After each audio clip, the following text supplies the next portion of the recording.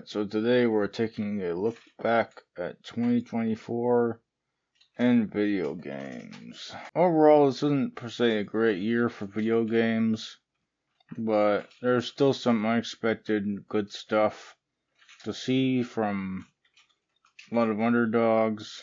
But before we get into the games of 2024, let's talk about a demo that came out in 2024. The demo for What Happens at Midnight, my action survival horror FPS, is available for free right now on Steam. You're sent to investigate the town at nightfall, and quickly you find out interdimensional forces are invading our world. Hop between worlds, meet strange characters, and survive cosmic horrors once you find out what happens after midnight. Before I get into the games I did play, I'm gonna go briefly over the games I didn't play.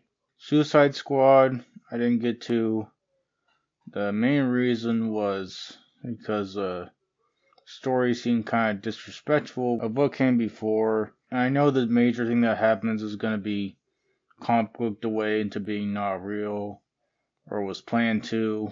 But you just can't start a story that way, especially after the death of Kevin Conroy.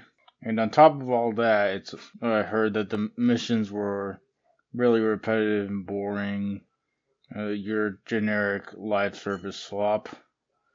Speaking of which, there was Skull and Bones, which was originally going to be like a team-based multiplayer game, I believe. And the combat was much more similar to AC4, but slowly over time, sort of looks like it's become like a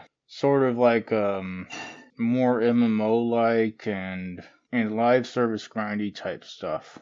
Now, originally it did have a lot of hope for Star Wars Outlaws, but everyone was saying it's buggy and uninspired. I still think I'll probably get to it eventually, but either I'll get like 1 month of Ubisoft Plus, or wait till it's on a real good sale. And lastly, A Quiet Place, The Thing Remastered, and the casting of Frank Stone, I simply haven't gotten to yet. Now into the games I've actually played. Let's start off with Power World, our first underdog of this year, an indie studio showing up its AAA inspiration. It's a pretty good survival crafting game and comedically dark take on Pokemon, even if they end up having to change it from spears to Pal Cubes. It still works out pretty well. It's fairly rough from a technical perspective, at least since last time I played it. I believe it is still in early access. It has a decent open world and good progression, with a lot of fun animals to force to fight for you. Next we have Silent Hill: The Short Message. This is a pretty forgettable game, especially considering the much better Silent Hill game that came out later in the year. Overall, it's a pretty alright regular horror game, but at least it's free.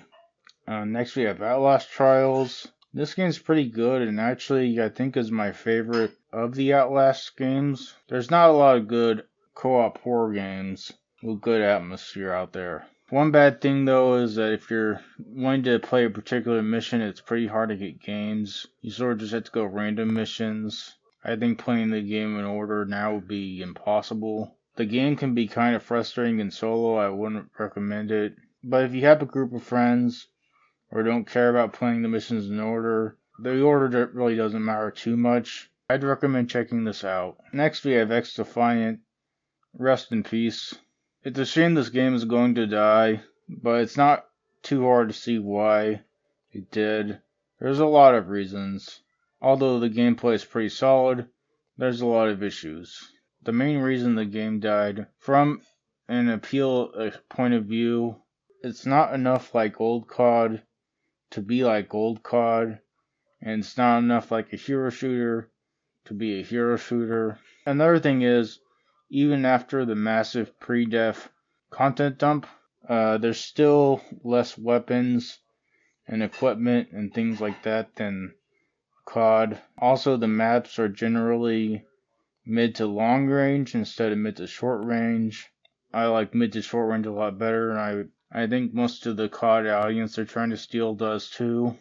There's also the netcode issues, and most controversially, people in general seem to want SBMM. even if the less casual audience doesn't.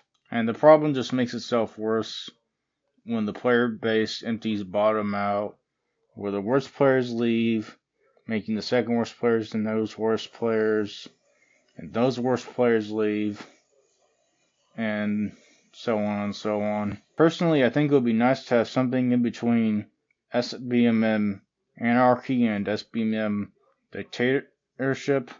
The dictatorship can, you can just pretty much see the big rubber band pulling you into lobbies where players are either way better or worse than you depending on how you did last match. Speaking of that, the next game is Black Ops 6. I sort of feel the same about this game as I do for AC Mirage, where it was promised to revive the series, but kinda just kept it afloat and reset things to zero. The Omni movement is fun, but it doesn't impact the game as much as it should. The small things like omnidirectional springing and easier corner leaning is also good, but also don't impact the game as much as they should. The campaign was good, and at one level shows us what I've been saying for years, is that COD needs a zombies campaign and more grappling hooks. The zombies mode itself was also decent. Overall, it's a good enough game, but not the reboot the series needs right now. Next, we have Crow Country. I think indie games are really coming up this year. More underdog stories coming out of that space. Crow Country is a great, classic-styled survival horror with great aesthetics and a pretty good story. It's a huge win for indies and something people should be talking about more. And I'm going to give this game the year's first Golden Castle. Next we have Alone in the Dark. This is a fairly good survival horror-ish game. It also has a rare, surreal, and sort of cosmic horror story that feels pretty unique. Next we have Flintlock Siege of Dawn, and this was a pretty bland game. It had good core gameplay, but a repetitive mission design and generic story. I don't really feel like it angered me enough to give it a castle of disappointment. More so a castle of boredness. Next we have Silent Hill 2 Remake. And Silent Hill 2 is such a well-respected game, and the remake was being done by a not very respected studio, so not a lot of people were expecting this game to be good, but the underdog won here as well. This is a great remake of a great game, has good modern survival horror gameplay, and the story is very faithful to the original, while adding new bits in as well. They're also good. The performances are pretty good, and the aesthetics are very good, and they really reinvigorate the original vision. And this is another Golden Castle game. Next we have Indiana Jones and the Great Circle. This being a Bethesda and Xbox published game, there's also a lot of doubt with this game, making another underdog. I think a lot of people didn't even really know what the gameplay was for this, but this is a very fun stealth action game with good gameplay and also a lot of emergent gameplay. There's a lot of finickiness though, but the overall game is really good and fun to play. The story is similarly good overall, but rough around the edges. Overall, it's a fun and mostly good send-up to the original movies, and I'll give this another Golden Castle. And I got a Meta Quest for Christmas, so I'm gonna throw in a VR game here. Batman Arkham Shadow is really fun. I haven't finished it yet, but I like what I played so far. It's a good translation of Arkham gameplay into VR. It's very fun.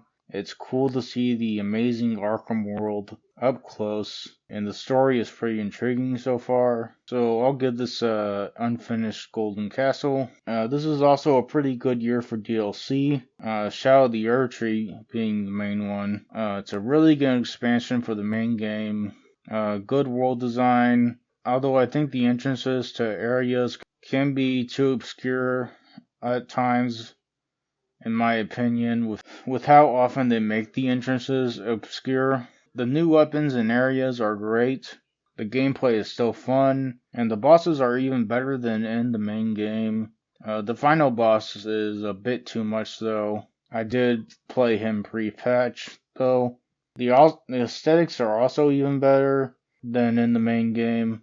They're somehow more colorful, but also more dark. And I'm gonna give this the DLC Golden Castle.